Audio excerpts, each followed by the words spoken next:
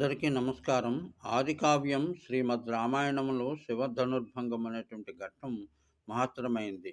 అయితే శివధనస్సులు జనక మహారాజుకు ముందు ఎవరైనా దక్కిందా లేదా అన్న విషయంలోని ఈ జనక మహారాజు గొప్ప శివ శివభక్తుడు కాకుండా ధనస్సు పొందినవాడు జనక మహారాజుకు ముందు నిమి అనేటువంటి వాడు, మిథి అనేటువంటి వాడు, ఉదావసుడు, నందివర్ధనుడు, సుకేతుడు, దేవరాత ఆహ్, తర్వాత జనక మహారాజు దగ్గరికి ఆ ధనుర్భంగం అంటే ధనువు విరిగిపోతే అది పోయిందని కాదు అర్థం.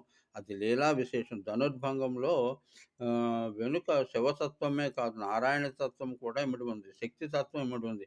3 శక్తులు ఏకీకృతం అయితే తప్ప రావణుడిని నిర్జించలేరు. అంతటి మహాభక్తుడు, అంతటి శివభక్త దురంధరుడు రావణుడు. అటువంటి రావణుడిని నిర్జించాలి